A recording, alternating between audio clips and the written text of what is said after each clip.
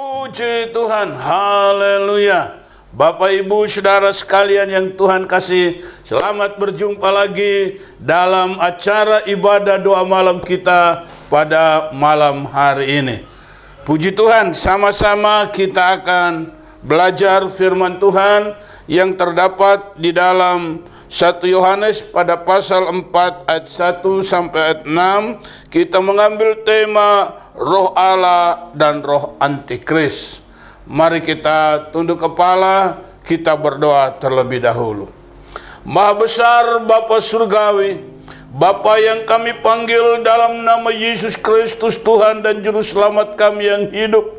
Pada malam ini kami kembali datang di hadapan hadirat-Mu ya Bapa, dengan segala ketulusan hati kami untuk memuji dan membesarkan nama-Mu. Bahkan kami rindu berjumpa Engkau Tuhan dalam perjalanan hidup ini, sehingga kami tetap dikuatkan dari hari lepas hari. Berfirmanlah Engkau kepada kami ya Tuhan pada malam ini, karena kami semua telah sedia mendengar dan melakukan dalam hidup kami sekarang sampai Maranatha Tuhan datang kembali. Dalam nama Tuhan Yesus Kristus kami sambut firman-Mu ya Bapa dengan sukacita. Haleluya, amin. Baik, puji Tuhan Bapak Ibu Saudara sekalian yang Tuhan kasihi, tema firman Tuhan pada hari ini adalah bicara tentang Roh Allah dan Roh Antikris. Bagaimana kita membedakan antara Roh Allah dan Roh Antikris? Ada banyak juga orang bertanya-tanya, seperti apa Roh Antikris, seperti apa Roh Allah itu. Ini perlu ada penjelasan-penjelasan agar supaya di tengah-tengah kondisi yang ada saat ini, setan tidak mengambil keuntungan. Karena jemaat bisa bingung, mana Roh Allah, mana Roh Antikris. Sama seperti yang sudah kita bahas kemarin pada hari Minggu, bahwa saat ini bukanlah saatnya di mana Antikris menyatakan dirinya, karena waktu ditetapkan oleh Allah. Allah yang menentukan waktu, Allah yang menetapkan waktu untuk Antikris, kapan dia bisa menyatakan diri dan kapan dia tidak boleh menyatakan diri. Yaitu selama gereja masih ada di dunia ini, saudaraku, Antikris tidak bisa menyatakan diri. Tetapi kalau gereja itu sudah terangkat di padang gurun, barulah Antikris bisa dilantik dan dia akan menyatakan diri. Kalau dia sudah menyatakan diri, dia sudah dilantik, barulah cap 666 itu atau cap Antikris baru itu bekerja. Oleh karena itu Bapak Ibu sekalian, kita tidak perlu lagi, saya ingatkan sekali lagi, jangan Anda bingung. Ya, saudara-saudara sekalian, kita seringkali dibingungkan. Tetapi gereja penyebar Injil Jemaat Elusai, saya harap jangan ada yang bingung. Saudara kalau divaksinasi, silakan aja. Orang berkata itu sudah dimasukkan chipnya, chip Antikris. Saudaraku, tidak ada. Itu untuk kesehatan Anda dan saya. Saudaraku, chip itu tidak berpengaruh karena Antikris. Antikris baru bisa menyatakan dirinya setelah gereja diangkat ke padang gurun. Jadi gereja itu aman sekali. Sebenarnya kalau kita benar-benar berjalan dalam kuasa firman dan kuasa Roh Allah, gereja itu aman. Karena gereja diangkat dulu, baru Antikris menyatakan diri, dilantik. Nah, kalau dia dilantik, baru capnya berlaku. Kalau dia belum dicantik, mau dicap apapun gak akan berlaku, saudaraku. Bapak Ibu saudara sekalian, oleh sebab itu jangan kita selalu bingung dengan berita-berita yang ada pada akhir zaman ini. Bahkan Paulus berkata, walaupun itu dikatakan dari roh, firman Allah berkata kita harus mengujinya semuanya. Nah Bapak Ibu saudara sekalian, pada saat ini saya akan bawa kita kepada bagaimana kita bisa mengerti apakah ini Roh Allah, apakah itu Antikris. Nah Bapak Ibu saudara sekalian yang Tuhan kasih, kita akan membaca firman Allah dalam 1 Yohanes pasal 4 ayat 1 sampai dengan ayat yang ke-6, firman Allah berkata demikian. Ayat 1, saudara-saudaraku yang kekasih, janganlah percaya akan setiap roh, tetapi ujilah roh-roh itu. Nah, hal ini perlu juga kita pahami dengan baik. Karena selalu orang berkata, ujilah roh itu, ujilah roh itu. Sementara mereka tidak tahu pekerjaan roh. Sementara yang mengatakan uji roh itu tidak penuh dengan Roh Kudus. Bagaimana bisa mengujinya? Seterusnya saya baca. Apakah mereka berasal dari Allah? Sebab banyak nabi-nabi palsu yang telah muncul dan pergi ke seluruh dunia. Memang banyak roh palsu. Karena itu kita harus bisa membedakannya. Mana yang palsu, mana yang dari Allah. Yang palsu dan yang dari Allah, saudara, susah membedakan bagi orang awam. Saudara, pegang saya uang. Uang palsu dan uang yang benar. Bagi masyarakat awam tidak bisa membedakannya. Tetapi bagi mereka yang bekerja di bank, itu sangat mudah. Dipegang aja begini mereka tahu, ini benar, ini palsu. Nah, Bapak Ibu Saudara sekalian, kalau kita ingin bisa membedakan mana roh yang benar, mana roh yang palsu, Anda harus lebih dahulu peka dengan roh Allah. Harus menerima kepenuhan Roh Kudus. Itu sebabnya saya katakan kepada jemaat khususnya, kepada jemaat gereja penyebaran Injil Elusai, semua harus terima Roh Kudus. Saudara penuh dengan Roh Kudus. Supaya apa? Supaya Anda tidak tertipu. Karena dikatakan telah muncul banyak nabi-nabi palsu. Dan mereka sudah pergi ke seluruh dunia. Kalau Anda tidak bersama dengan roh Allah, otak manusia sangat terbatas. Pengetahuan manusia sangat terbatas. Sangat mudah diputar oleh nabi palsu. Tetapi kalau Anda dan saya penuh dengan roh Allah, dipimpin oleh roh Allah, penuh dengan firman, saudara tidak akan mudah untuk dipengaruhi. Bapak Ibu Saudara sekalian, seperti Sadrak, Mesak, dan Abednego, mereka penuh firman, mereka penuh kuasa roh Allah. Oleh karena itulah, walaupun mereka diancam dapur api dipanaskan 7 kali panas, apa yang mereka jawab kepada raja? Mereka berkata, Tuanku Raja, percuma kami memberi jawaban. Karena sekalipun Tuhan yang kami sembah, Allah yang kami sembah, tidak menolong kami, ketahuilah ya Raja, kami tidak akan menyembah patung itu. Ini prinsip. Saudara-saudara sekalian, orang yang hidup di dalam firman dan kuasa roh punya prinsip yang kuat. Tidak mudah dipengaruhi. Saudara-saudara, nabi palsu akan mempengaruhi banyak orang. Tetapi kalau gereja penuh firman dan roh, gereja akan punya prinsip Sadrak, Mesak, dan Abednego. Gereja yang punya prinsip seperti Daniel. Di goa singa sekalipun dia pergi, dia tidak gentar. Sebab apa? Mereka adalah pribadi-pribadi yang benar-benar mengenal Allah dengan baik. Nah, Bapak Ibu sekalian, saya baca lebih lanjut. Demikianlah kita mengenal roh Allah. Setiap roh yang mengaku bahwa Yesus Kristus telah datang sebagai manusia, itu berasal dari Allah.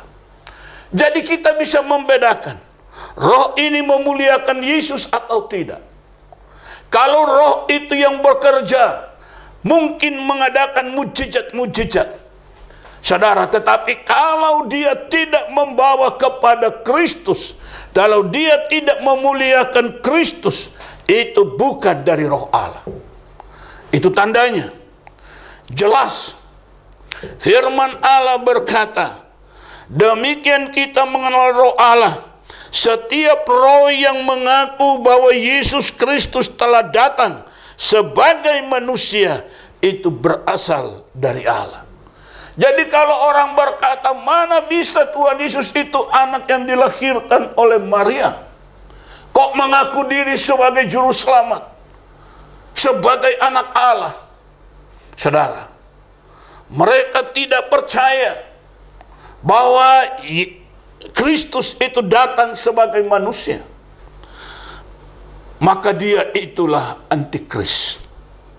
Ayat 3, dan setiap roh yang tidak mengaku Yesus tidak berasal dari Allah. Kita saat ini sudah begitu jelas melihat begitu banyak orang yang berbicara, menyangkal Yesus, menghujat Yesus, menolak Yesus begitu rupa.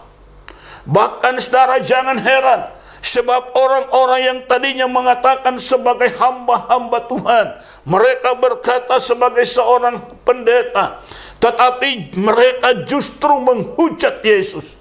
Mereka justru menolak Yesus. Saudaraku yang Tuhan kasih, kita melihat bahwa roh itu sudah ada. Memang firman Allah berkata, roh antikris itu sudah ada. Saudara-saudara sekalian yang Tuhan kasih, sebab itu kita harus hati-hati. Kalau Anda mendengar seorang yang tadinya percaya Yesus, lalu berbalik dan menghujat Yesus, Anda tahu ini roh apa yang ada di dalamnya. Anda mengerti ini roh apa yang ada di dalamnya. Saudara-saudara sekalian yang Tuhan kasihi, kita sudah hidup pada hari-hari terakhir. Kita harus lebih peka dalam roh. Jangan mudah saudara ditipu. Jangan mudah Anda dibawa oleh tipu muslihat iblis. Saudara, saya baca lebih lanjut. Roh itu adalah roh antikris. Saya baca ayat 3 kembali. Dan setiap roh yang tidak mengaku Yesus tidak berasal dari Allah. Roh itu adalah roh antikristus. Jelas saudara ya. Dan tentang dia telah kamu dengar bahwa ia akan datang, dan sekarang ini ia sudah ada di dalam dunia.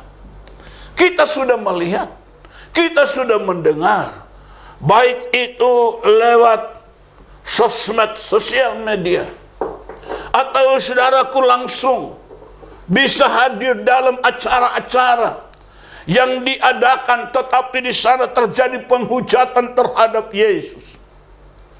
Saudara-saudara sekalian, Anda tahu bahwa itulah roh antikristus. Kalau Anda sudah melihat, Anda sudah mendengar, seharusnya Anda akan lebih kuat di dalam firman Allah. Ayat 5. Mereka berasal dari dunia. Jadi mereka bukan berasal dari Allah. Mereka berasal dari dunia. Sebab itu mereka berbicara tentang hal-hal duniawi, dan dunia mendengarkan mereka. Hanya orang yang duniawi mendengarkan orang-orang itu. Tetapi orang-orang yang saudara merindukan sorga, mereka tahu hanya Yesuslah jalan keselamatan. Tidak ada jalan keselamatan lain. Menuju sorga hanya Yesus jalannya. Bapak ibu saudara sekalian, apapun kata orang, Yesuslah jalan. Aku pergi kepada Bapa berkata untuk menyediakan tempat bagimu, dan aku akan datang kembali menjemput kamu, supaya di tempat aku ada di situ kamu berada. Filipus berkata, Tuhan tunjukkanlah Bapa itu kepada kami, supaya kami tahu jalan ke situ. Yesus menjawab apa? Akulah jalan, kebenaran, dan hidup. Haleluya. Haleluya, haleluya, haleluya. Yesus adalah jalan, kebenaran, dan kehidupan. Tidak ada juru selamat lain di bawah kolong langit ini. Firman Allah berkata, juru selamat hanya satu, namanya Tuhan Yesus Kristus. Dialah juru selamat satu-satunya datang dari sorga, menjelma menjadi manusia melalui kandungan Maria. Dia dilahirkan sebagai bayi yang tidak berdaya, tetapi dia bertumbuh dalam urapan dan kuasa. Saudara-saudara sekalian yang Tuhan kasih, oleh karena itulah banyak orang tidak bisa menerimanya, karena mereka berkata dia itu manusia biasa, dia itu bukan anak Allah. Saudara-saudara sekalian, firman Allah berkata, kalau ada yang tidak mengaku Yesus sebagai manusia, mereka itulah roh antikris. Itulah nabi-nabi palsu yang sudah beredar di seluruh dunia. Nah, saudaraku, ayat dalam pasal 2 Yohanes pasal 1 ayat 7 berkata demikian. Sebab banyak penyesat telah muncul dan pergi ke seluruh dunia yang tidak mengaku bahwa Yesus Kristus telah datang sebagai manusia. Itu adalah si penyesat dan antikris. Jelas saudara mulai bisa membedakan mana roh Allah, mana roh antikris. Saudara-saudara sekalian, firman Allah tegas mengatakan, roh yang tidak mengaku Yesus Kristus telah datang sebagai manusia, itu adalah si penyesat dan itu adalah antikris.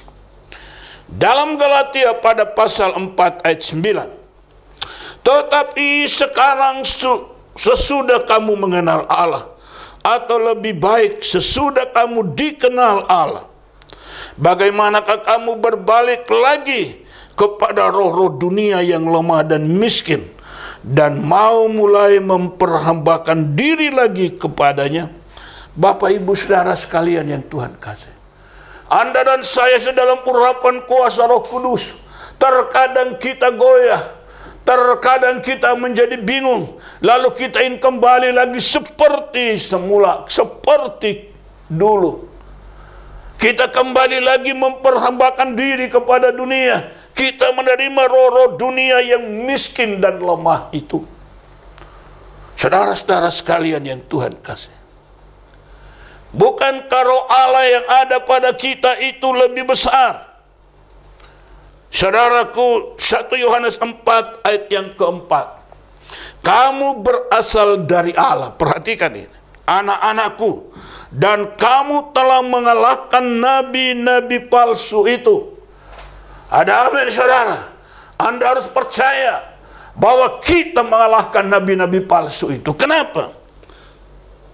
Sebab roh yang ada di dalam kamu lebih besar daripada roh yang ada di dalam dunia. Roh dalam dunia ini tadi gelarnya berkata, itu adalah roh lemah dan miskin. Kok kita mau ikut roh yang lemah dan miskin? Padahal roh Allah yang ada dalam kita itu lebih besar daripada dia yang dalam dunia. Saudara, Bapak, Ibu sekalian yang Tuhan kasih, percayakan hidup saudara dalam pimpinan Roh Kudus. Ayat 5 berkata, mereka berasal dari dunia, sebab itu berbicara tentang hal duniawi, dan dunia mendengarkan mereka. Kami berasal dari Allah. Barang siapa mengenal Allah, ia mendengarkan kami. Barang siapa tidak mengenal Allah, tidak berasal dari Allah, ia tidak mendengarkan kami. Itulah tandanya roh kebenaran dan roh yang menyesatkan. Bapak, Ibu, saudara sekalian, roh yang menyesatkan menjauhkan kita dari Allah. Roh yang menyesatkan menjauhkan kita dari Kristus. Tetapi roh yang benar itu membawa kita kepada Kristus, membawa kita kepada Allah. Itulah tandanya penyesat dan roh kebenaran. Roh Allah dan roh antikris. Saudara-saudara sekalian, Anda harus memahami semua ini. Dalam 2 Tesalonika pada pasal 2 ayat yang ke-6 yang kita bahas kemarin, dikatakan begini sampai ayat 7. Dan sekarang kamu tahu apa yang menahan dia, sehingga ia baru akan menyatakan diri pada waktu yang telah ditentukan baginya. Karena, perhatikan ini, ayat 7. Karena secara rahasia, kedurhakaan telah mulai bekerja. Jadi roh durhaka itu, saudaraku, dia sudah mulai bekerja, tetapi secara rahasia. Siapa yang akan menyingkapkan rahasia ini? Itu hanya Roh Kudus. Karena itu kalau gereja tidak mengizinkan Roh Allah bekerja penuh, saudara, gereja akan ditipu. Kekasih-kekasih Maha Tuhan, karena roh pendurhaka itu dia bekerja lewat dengan cara rahasia. Dia tidak nyata-nyata. Nanti di 3,5 tahun Antikris baru itu nyata-nyata. Tetapi sekarang dia menyamar secara rahasia. Saudara-saudara sekalian yang Tuhan kasih, tetapi sekarang masih ada yang menahan itu adalah gereja. Pada waktu itulah si pendurhaka baru akan menyatakan diri, yaitu setelah gereja diangkat. Tetapi Tuhan Yesus akan membunuhnya dengan napas mulutnya dan akan memusnahkannya kalau ia datang kembali.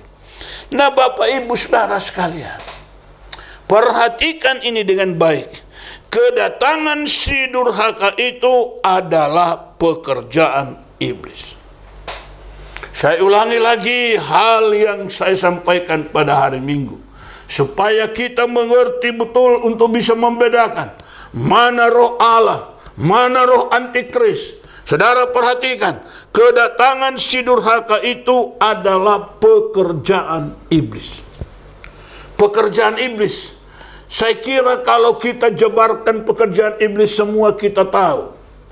Apa itu pekerjaan iblis? Selalu menghancurkan, selalu membawa kepada hal yang tidak baik, selalu hal-hal yang buruk. Awalnya indah, awalnya baik, awalnya lembut, tetapi perlahan-lahan Anda akan digiring kepada kebinasaan.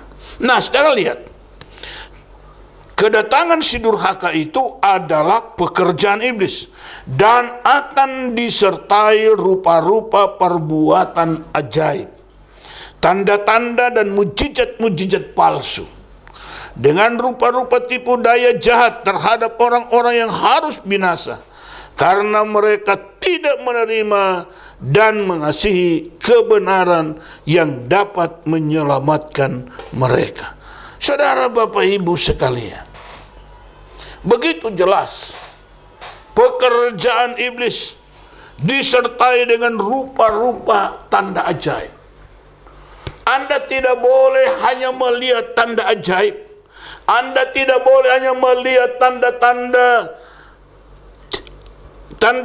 dan mujizat-mujizat, padahal itu palsu. Anda tidak boleh hanya tertarik, wah ini mujizat, wah ini dahsyat.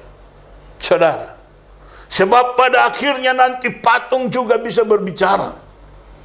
Saudara-saudara sekalian yang Tuhan kasih, tetapi saya ingatkan sekali lagi, bahwa mujizat-mujizat yang tidak membawa kita memuliakan Yesus, mujizat-mujizat yang tidak membawa kita menyerahkan diri kepada Allah, mujizat-mujizat itu adalah mujizat palsu.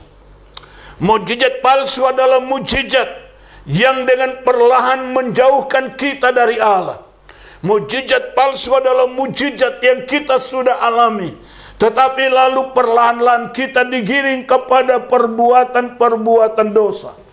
Perlahan-lahan kita digiring kepada kejahatan demi kejahatan. Kita alami mujizat tapi hati kita kering.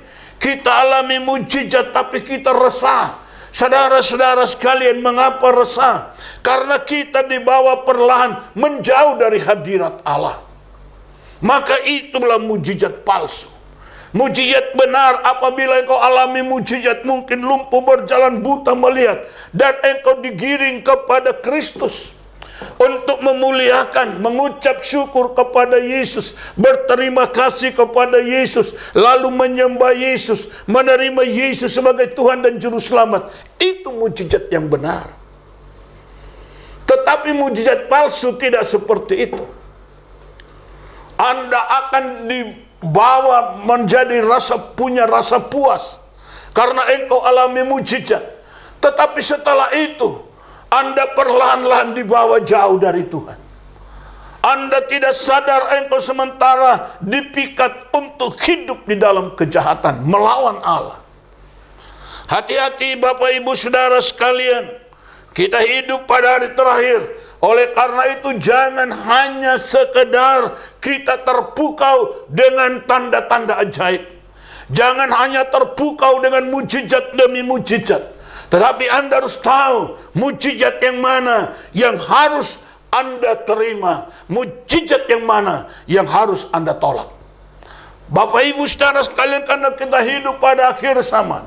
Oleh karena itu saya katakan sekali lagi, terima Roh Kudus, penuh dengan Roh Allah, supaya apa? Anda tidak tertipu.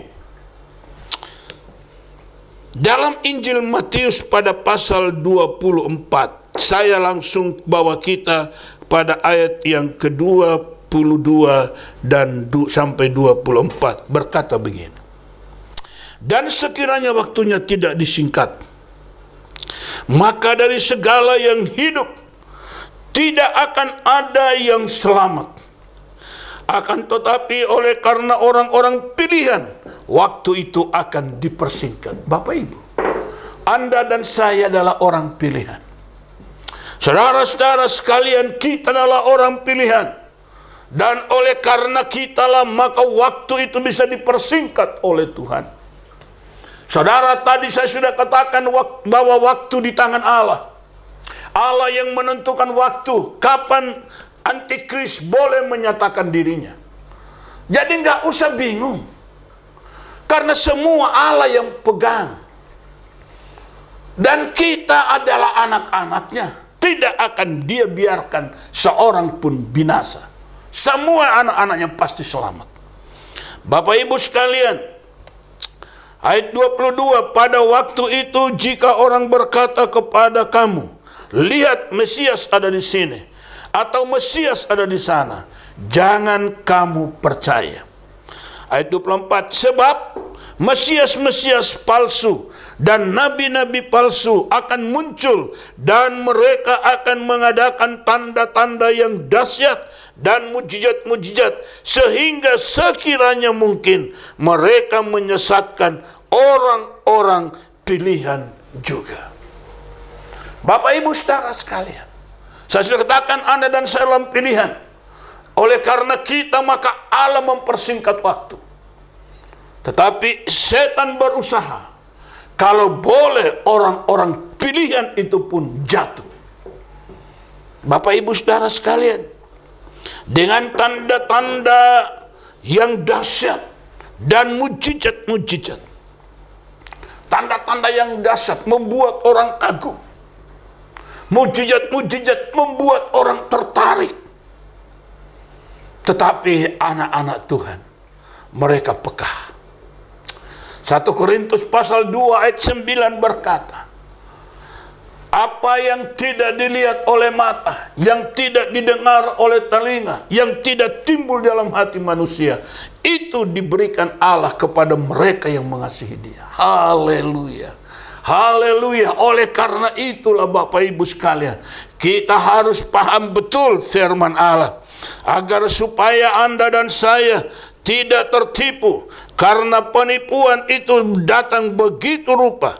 Saya baca firman Allah, kita perhatikan dengan baik. Di dalam 1 Korintus pasalnya yang kedua, mulai ayat 9.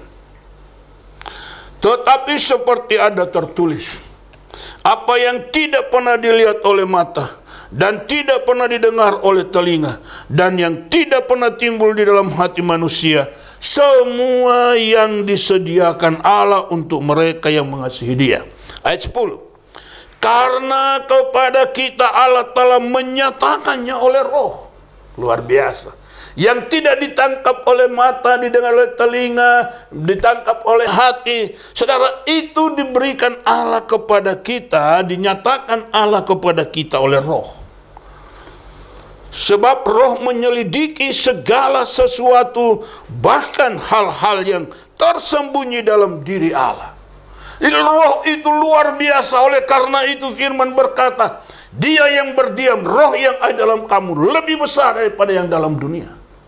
Dia bisa membuka apa yang tidak dilihat oleh mata lahiriah, yang tidak didengar oleh telinga lahiriah, yang tidak timbul dalam hati seorang manusia. Saudara, itu akan dinyatakan oleh Roh kepada Anda dan saya.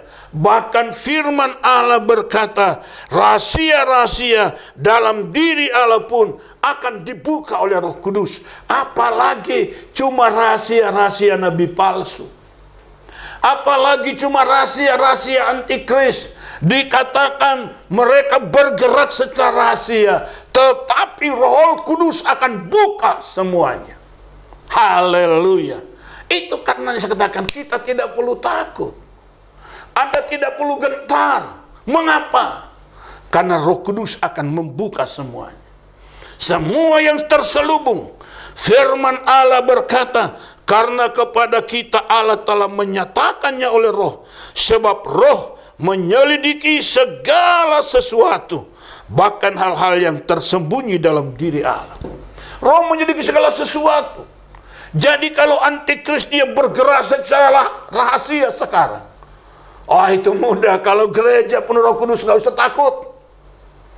Persoalannya kalau gereja tidak dalam Roh, itu yang akan tertipu.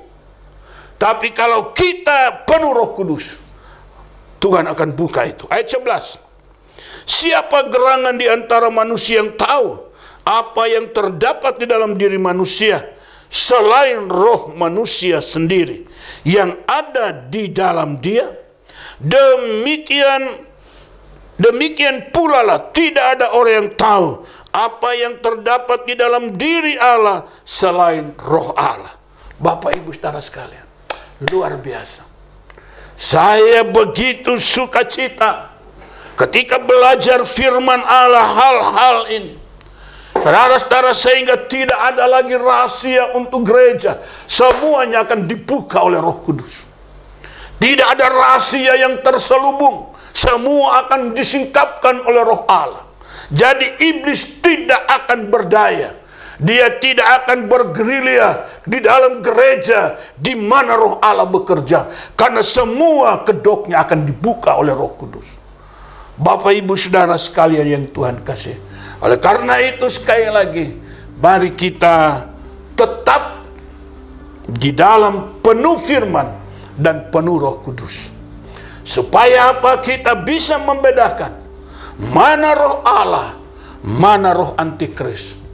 Kalau Anda penuh firman, Anda penuh Roh Kudus, maka dengan mudah Anda bisa membedakan mana mujizat yang betul, mana mujizat yang palsu, mana tanda-tanda ajaib yang hebat dari Allah, mana tanda-tanda ajaib yang dari iblis. Kita bisa membedakannya. Oleh karena itu berkali-kali saya katakan, semua orang, kita yang mendengar firman ini, tetap penuh firman dan tetap penuh Roh Kudus. Dengan demikian, dengan mudah Anda bisa membedakan mana roh Allah, mana roh antikris. Tuhan memberkati kita sekalian. Sampai di sini firman Allah. Dan saya harapkan setiap pribadi untuk terus hidup di dalam roh dan meraih karunia-karunia roh. Kali berikutnya kita akan bahas itu. Tuhan memberkati. Haleluya. Amin. Mari kita tunduk kepala, kita berdoa.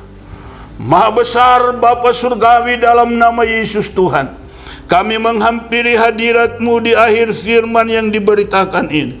Kami bersyukur atas semua kebenaran yang sudah dibuka bagi kami, bahwa kami harus bisa membedakan mana roh Allah, mana roh antikris, apabila kami penuh firman dan penuh roh. Bapa, terima kasih. Terpujilah Engkau kekal sampai selama-lamanya. Hamba menyerahkan seluruh umat kepadamu. Biarlah Tuhan tolong setiap orang yang mendengar berita firman ini, biarlah semuanya diberkati oleh Tuhan, dan biarlah firman tertanam di dalam hati kami sekaliannya, hingga firman itu bisa bertumbuh dan berbuah. Kami berdoa untuk pemerintah kami dari pusat sampai daerah. Kami berdoa untuk presiden, wakil presiden kami. Kami berdoa untuk kabinetnya. Kami berdoa untuk TNI dan Polri. Kami berdoa juga untuk para dokter, suster, para relawan kesehatan. Kami bawa semua di hadapan hadirat Allah. Kami mohon pertolongan Tuhan terjadi atas mereka. Perlindungan Tuhan, jaminan keselamatan dari Allah akan tetap menjamin mereka semua. Bapa, terima kasih. Lebih khusus hamba berdoa untuk jemaat gereja penyebaran Injil Elusai Surabaya. Hamba serahkan mereka semua kepadamu. Tolong setiap pribadi agar mereka bertumbuh di dalam iman, dan mereka tetap teguh di dalam pengharapan, dan tidak ada seorang pun menjadi goyah oleh karena tipu muslihat iblis, karena kami mengizinkan roh Allah dan firman itu berkuasa dalam hidup kami. Bapa, terima kasih. Maka kami akan mampu membedakan mana roh Allah, mana roh antikris. Terpuji-puji namamu kekal sampai selama-lamanya. Mari kita angkat tangan kita kepada Tuhan, terima berkat Allah. Maka sekarang anugerah berkat dari Allah Bapa kita di sorga, kasih sayang dari Yesus Kristus Gembala Agung, Tuhan dan Juru Selamat kita sekalian, serta kekuatan pertolongan Roh Kudus memimpin dan menyertai kita semua, mulai sekarang sampai Maranatha Tuhan datang. Berkat Allah turun dengan segala kelimpahannya kepada kita semua di dalam nama Tuhan Yesus Kristus. Haleluya. Amin. Puji Tuhan Bapak Ibu Saudara sekalian. Sampai bertemu lagi dalam kesempatan berikutnya. Tuhan memberkati.